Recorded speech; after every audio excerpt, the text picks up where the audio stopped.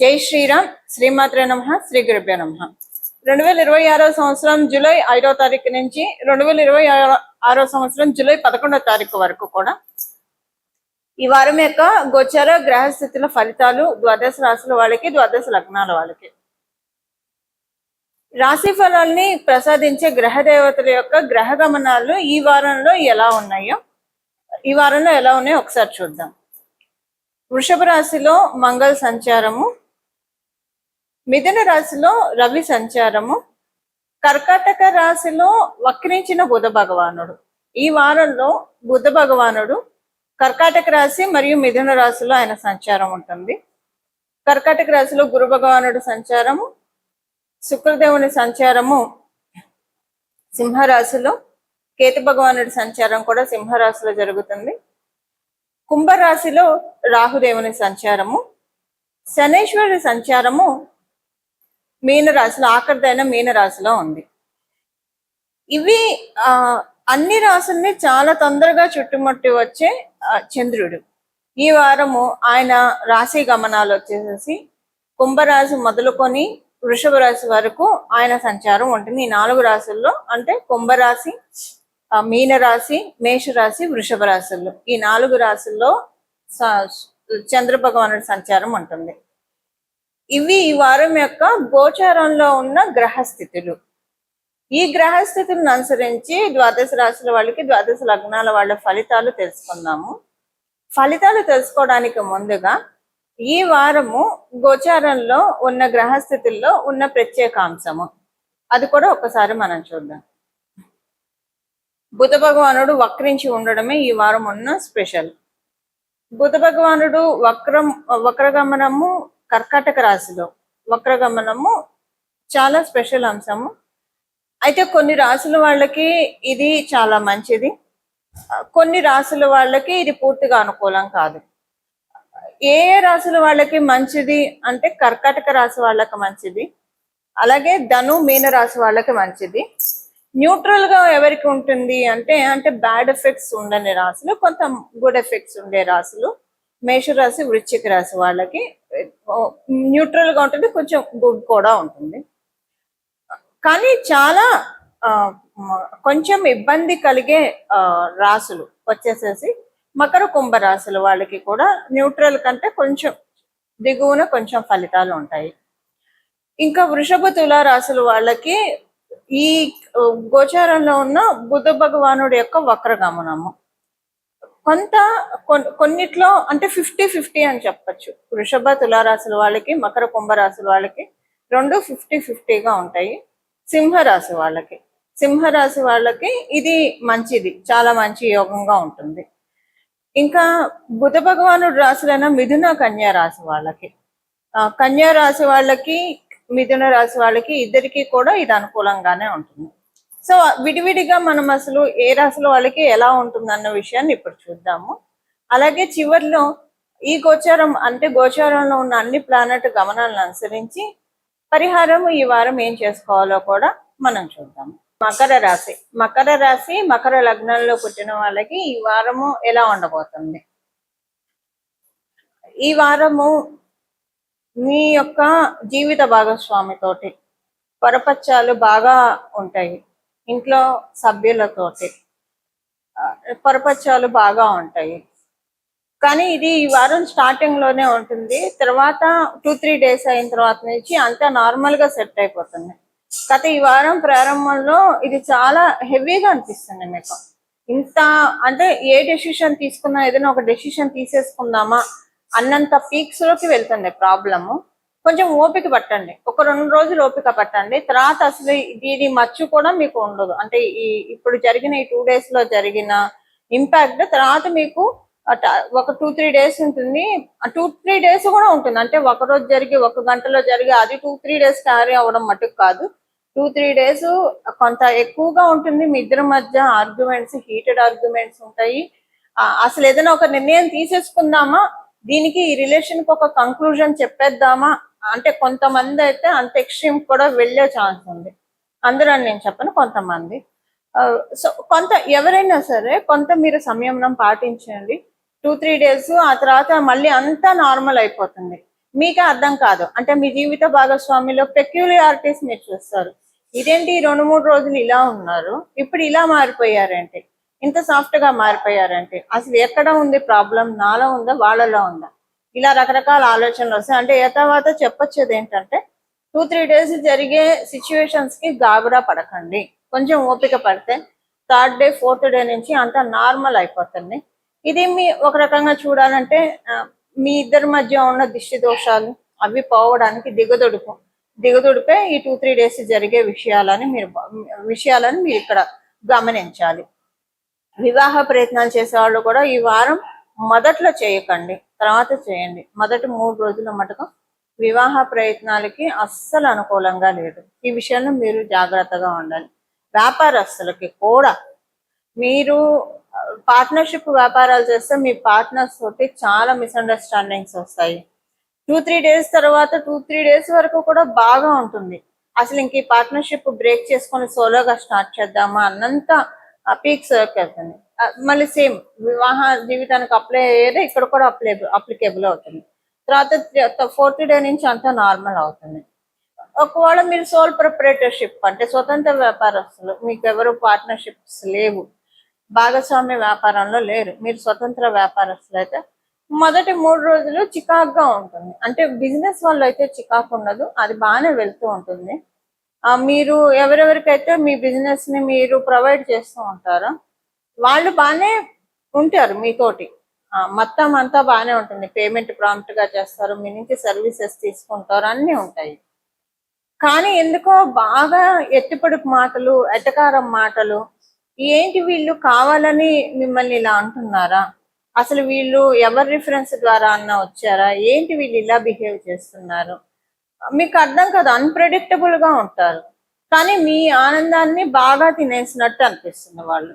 అలా లో అవుతారు. మళ్ళీ మనీ మ్యాటర్స్ లో అలా ఎఫెక్ట్ పడదు, ఇలా లో అవుతారు మీరు ఒక 2-3 డేస్. ఆ తర్వాత నార్మల్ గా ఉంటుంది.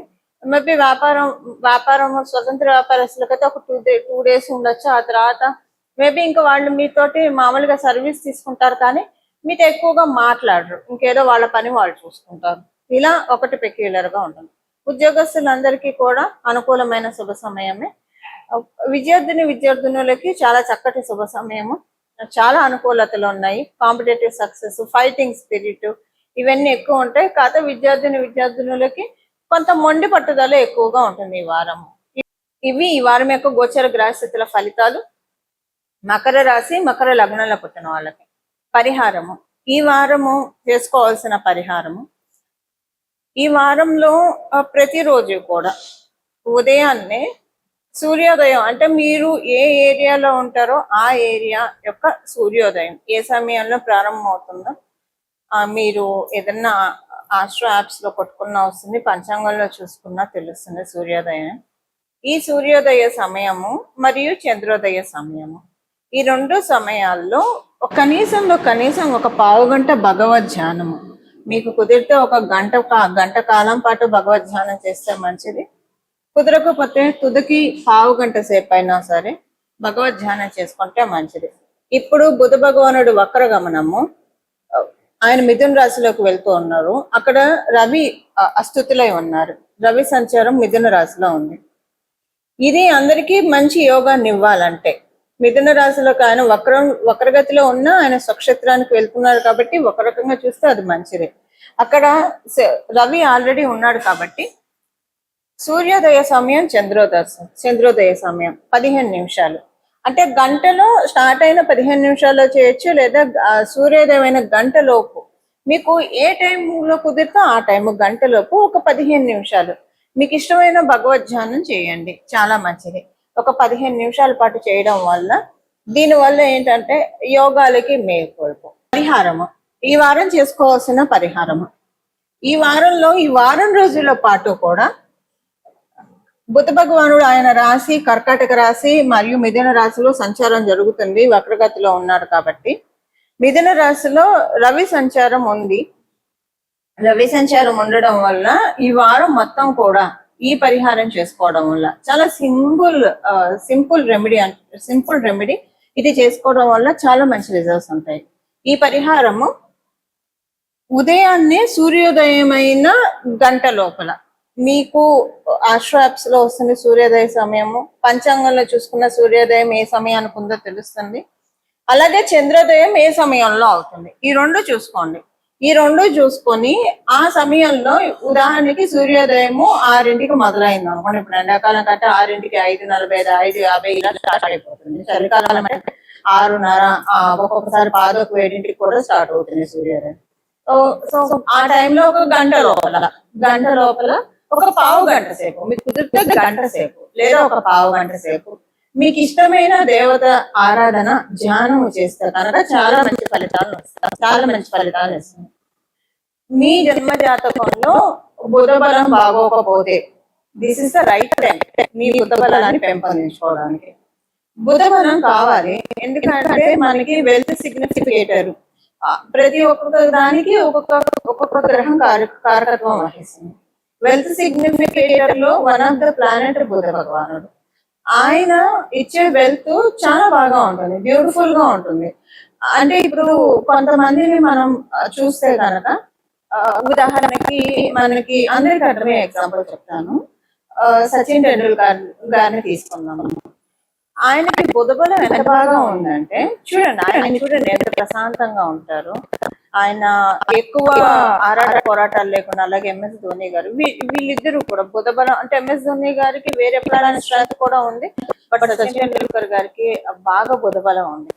సో ప్రశాంతంగా ఆయన చాలా ఎర్లీ ఏజ్ లో క్రికెట్ లో ఎంటర్ అయ్యారు. ఇప్పుడు చాలా ప్రశాంతమైన జీవితం గడుపుతున్నారు. ఆయనకి ఎన్నో అవార్డ్స్ వచ్చాయి, రాజకీయాల్లో మంచి సముచిత స్థానం, గౌరవం దక్కింది. బుధ బలం బాగా ఉంటే అంత చక్కగా ఉంటుంది. ఎక్కువగా పాలిటిక్స్ లోకి లోన్ అవ్వకుండా, అసలు లేకుండా ఎవరికి ఉండదు. కాబట్టి అది మినిమం అసలు లెక్కలోకి రాని పాలిటిక్స్ తోటి చాలా చక్కగా వారు లైఫ్ లో ఎదగడం మనం చూసాం. వాళ్ళ లైఫ్ లో వారు ఎదిగారు. అలాంటి బలం కావాలంటే ఎవరికైనా సరే బుధుడు అనుకూలంగా ఉంటే ఇలాంటి వరం మనకి చేకూరుతుంది. మీ జన్మ జాతకంలో బుధ బలం ఉంటే ఇది ఇంకా డబల్ అవుతుంది. బుధ బలం లేకపోతే ఇప్పుడు పెంచుకోవడానికి ఇది ఒక సదావకాశం. దీనికి చేయాల్సింది ఏమీ లేదు.